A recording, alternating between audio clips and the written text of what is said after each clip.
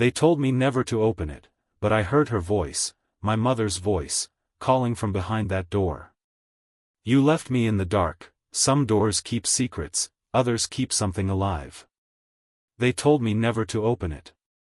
For years, that door stood at the end of the hallway, silent, untouched, and sealed with something thicker than paint, a warning. I used to tell myself it was just a storage closet, an old room from a part of the house long abandoned.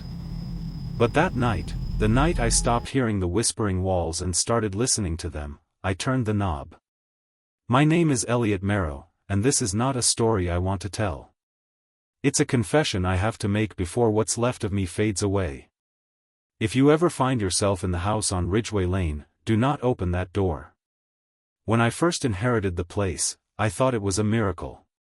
My uncle had passed quietly in his sleep, leaving me his old countryside home. It was huge, 3 floors, creaking stairs, and a smell of rain-soaked wood that somehow never left, even on dry days. The locals avoided it, calling it the listening house. I laughed at that. I shouldn't have. I moved in early autumn. The leaves were just starting to die, clinging to the trees in that fragile way the living hold on to life. I remember my first night, standing in the long corridor, counting each door as I passed. 1, 2, 3, and then the 4th. The 4th door didn't belong. Its frame was darker, warped slightly as though it had swollen and shrunk 1,000 times. The handle was iron, cold, and marked with faint grooves like someone had clawed at it once. I felt an instinctive pull, but also an equally strong urge to back away. Uncle's journals were still scattered in his study. I found one that night. His handwriting was shaky, rushed, almost desperate. The door is not locked. It's bound. If you open it, something remembers. Something returns. I didn't understand what that meant. At the time, I thought it was just the ramblings of an old man haunted by solitude. Still, I didn't sleep that night. Somewhere between the howling wind and the settling wood, I could swear I heard whispering, a faint, steady murmur coming from the direction of that 4th door. Like a heartbeat trapped in the wall. The next morning, I decided to explore the attic, hoping to find more clues about my uncle's life. Dust lay thick across everything, and the air was heavy with the smell of mold and decay. Old portraits lined the walls, but each one had the same strange detail. The background was always the same door, the 4th one in the hall. It was there behind them, slightly ajar, the darkness spilling out like smoke. At first, I thought it was just a coincidence, a recurring motif in his paintings. But the more I looked, the more I realized something was changing. The door in the paintings wasn't just there, it was moving. In the earliest paintings, it was closed tight. Then, in later ones, it began to open wider. And in the final portrait, the one dated only a week before my uncle died, the door was completely open. Nothing but blackness inside. A shiver crawled down my spine as I stared at it. I looked away for just a second, to catch my breath, to calm myself, and when I looked back, I could have sworn the edge of the door in the painting had shifted. Just slightly. That night, I dreamed of the hallway.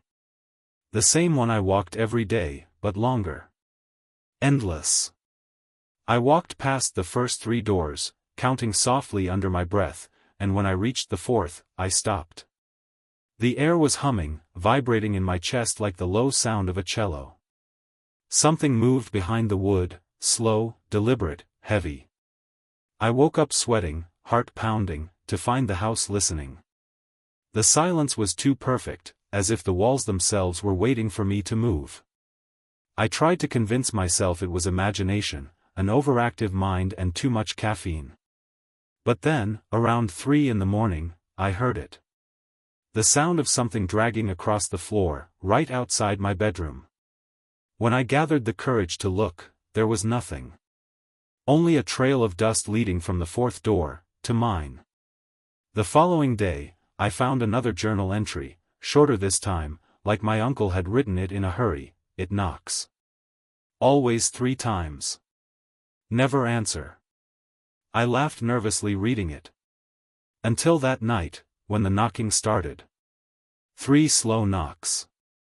Not on my bedroom door. On the 4th one. I didn't sleep at all after that. The sound didn't come again, but the air around the door felt alive. It pulsed faintly, as if it were breathing.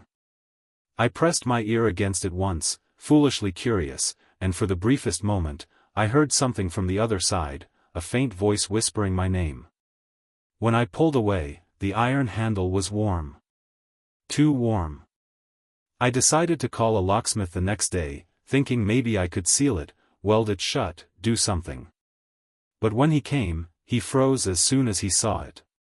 His face drained of color, his voice shaking as he muttered, "No, that's not a door you fix, sir. That's a door you forget." He left before I could ask anything more. That was the last day I tried to ignore it. Because that night, it opened a little on its own. It was sometime after midnight when I realized the door wasn't just opening, it was breathing. Each time I walked past it, the air felt thicker, heavier, as if the house itself was inhaling and exhaling through that thin line of darkness beneath the wood. I tried sealing the gap with towels, duct tape, anything to keep that strange draft from touching me. But every morning, the towels would be gone. Not moved, gone. The only thing left behind was the faint scent of old earth and metal, like a grave that had been disturbed. I started sleeping in the study, keeping the lights on all night. The journals were now my only company. The later entries were frantic, written as though my uncle had been trying to record something before it claimed him completely. One line stuck with me. It speaks in echoes of the living. Don't answer. Don't believe. I didn't understand, until it happened to me. It was a stormy night, the kind where rain lashes against the windows like desperate fingers. I was dozing off at the desk when I heard my mother's voice. Soft. Calm. Calling my name. Elliot. It came from the hallway. I froze. My mother had died years ago. But the voice was perfect, gentle, familiar, filled with that warmth I hadn't heard since her funeral. I wanted to believe it. God help me, I wanted to. So, I called back. Mom? The whisper stopped for a second. Then, slowly, from behind that cursed door, came her reply. I'm here, sweetheart. Let me in. Something in my gut twisted. I didn't move. Please, she said again, softer now. It's so dark. I can't see. The handle trembled, once, twice, and then began to turn. The lights flickered, and I stumbled back, heart pounding. I screamed, "Stop," and just like that, the handle froze. Everything went still. No sound. No breath. Only the storm outside. And then, 3 knocks. Deliberate. Slow. Heavy enough to rattle the frame. I backed away, whispering to myself, "Don't answer, don't believe, don't." That's when I saw it, a faint crack running down the center of the door. It hadn't been there before. From inside, a dull red glow began to seep through the fracture, pulsing faintly like a heartbeat. The next morning, I called the local priest. I didn't know what else to do. When I told him what I'd seen, he went silent. Then he asked one question. "Did your uncle ever tell you about the basement?" I froze. I hadn't even known the house had one. The priest sighed heavily. If the door has opened, it means the seal below has weakened. Whatever is trying to cross, it's not meant to. I didn't want to go down there. But by evening, the red light beneath the 4th door had grown brighter, and the whispering had returned, now in multiple voices, overlapping, murmuring things I couldn't quite understand. I needed answers. So, I found the entrance to the basement behind a loose panel in the pantry. A set of steep, rotting stairs led down into the dark. The air smelled of salt, earth, and something sweet, almost rotten. I took a flashlight and descended. Each step creaked under my weight, echoing far too loudly in that confined space. When I reached the bottom, I saw carvings, symbols etched into the stone walls, painted in dried black residue. The same markings that decorated the fourth door upstairs. In the center of the floor was a circle of ash and what looked like melted wax. And within it, an outline. A handprint. Human. Burned into the ground. There were pages scattered nearby, more of my uncle's writings, brittle and damp from years of neglect. One entry was clearer than the rest, written in thick, uneven strokes. The door is not a portal. It's a wound. Every time it opens, something bleeds through.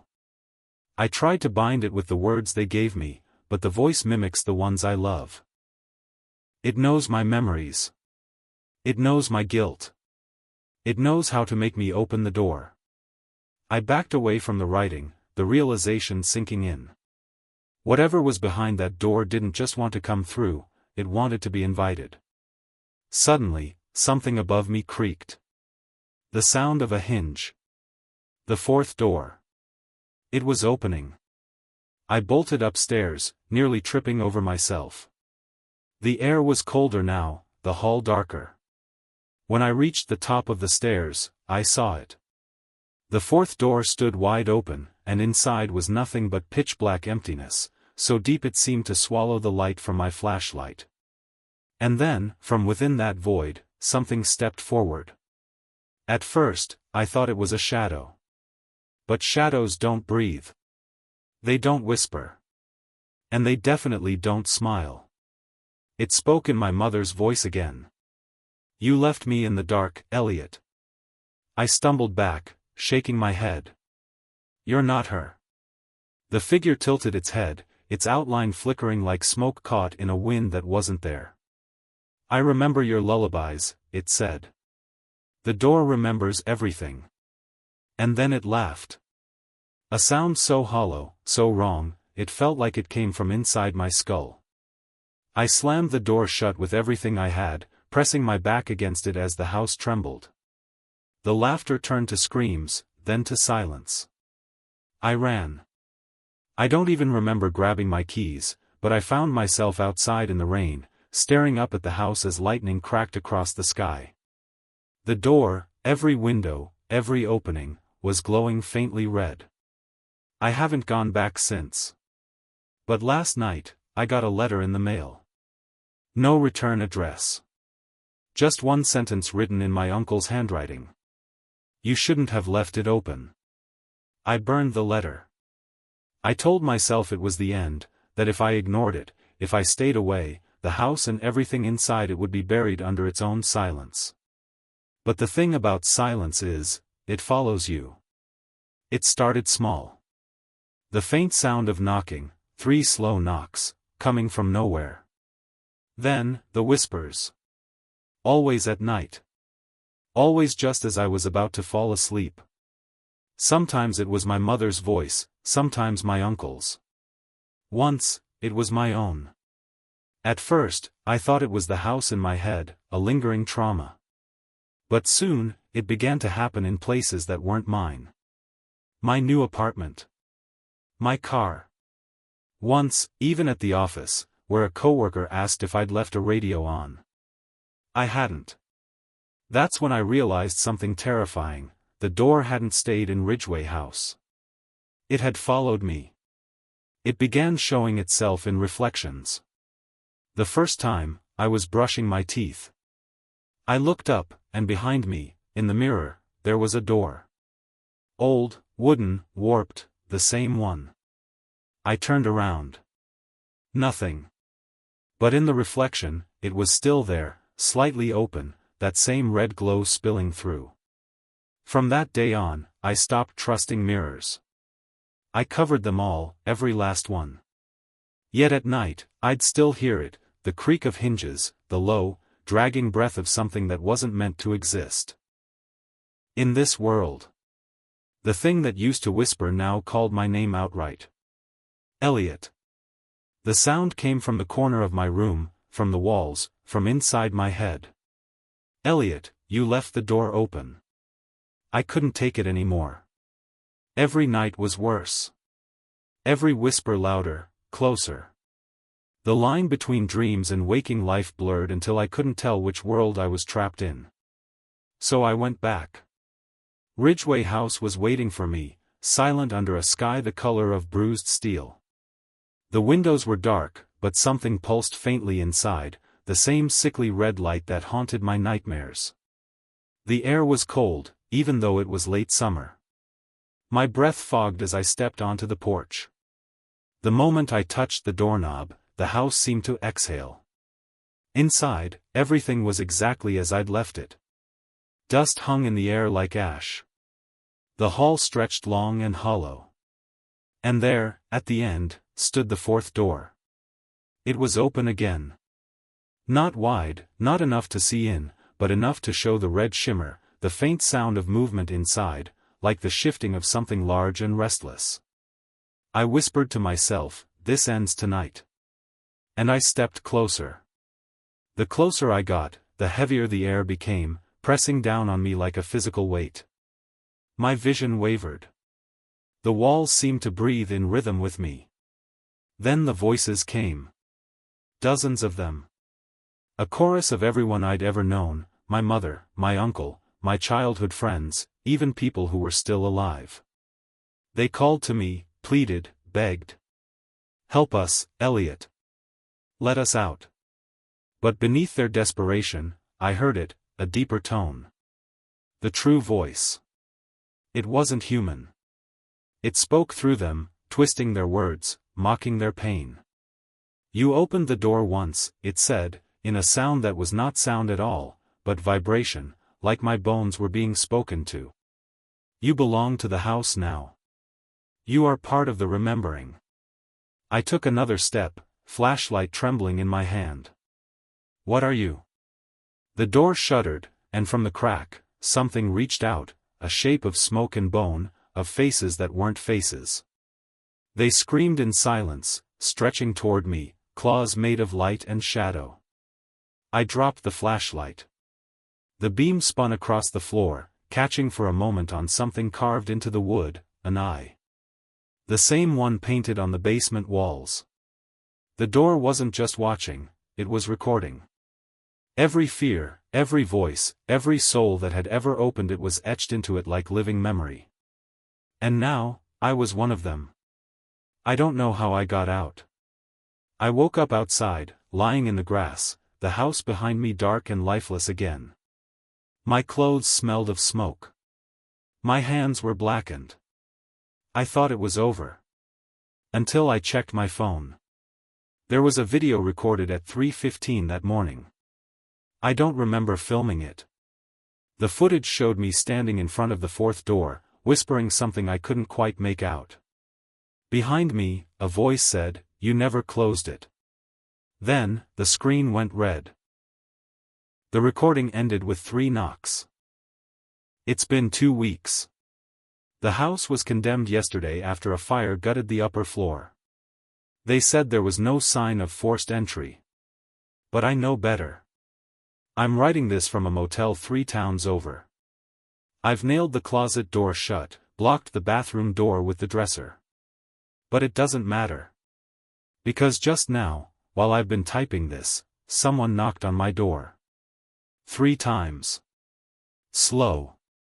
Heavy. Deliberate. And from the other side, a familiar voice whispered, "Elliot, you left me in the dark."